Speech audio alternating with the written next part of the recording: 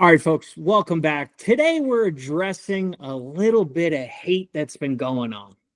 I keep seeing all over on Instagram and Twitter, I'm not calling it X, I don't care, of why are they even making the new TV show for Harry Potter? Well, I'm here to defend it. I'll say this. Here, Brian, I got a question for you. What's You're the here to first? defend it. Yeah, I am. And here's the thing. What's the first thing people say when they go see a movie that's based on the book? Yeah, that it didn't live up to the hype. Correct. And I know that people love the Harry Potter films because it's associated with their childhood and the world is so amazing and all that. But my number one complaint, and anyone who really loves the books, is there wasn't enough detail and there was a whole bunch of skipping through these movies.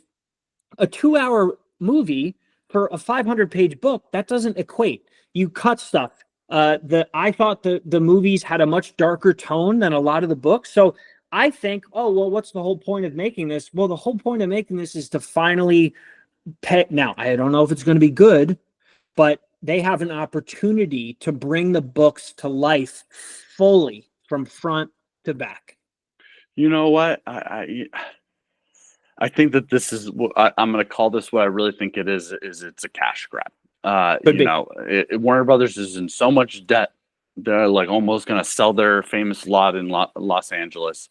But you know what? I think that Christopher Columbus kind of was the first director of the first two. I think he helped out produce the third one with Inyari too.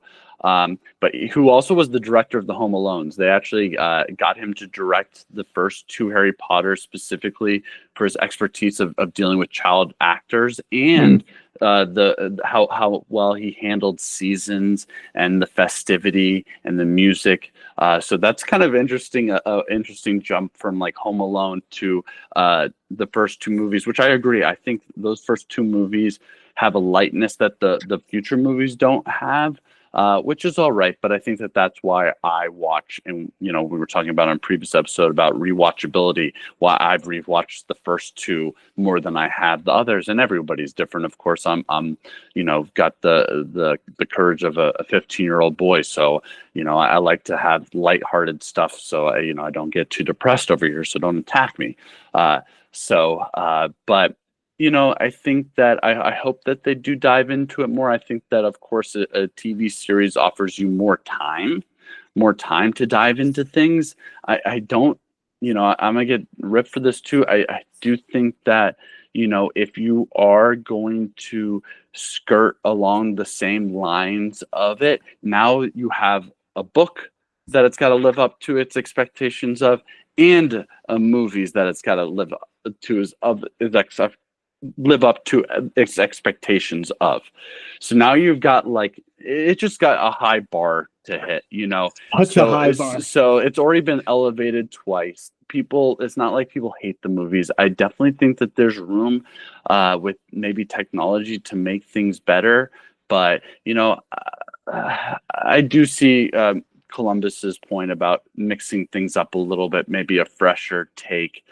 But at then the same time, I guess, what do you want? You want them to do it justice or to reinvent it? Honestly, I'd rather them stay true to the source material, stay true to the book, not the other movie. Let's focus on the book, not the movie. I think that about wraps it up. What do you guys? Where's your stance on this take?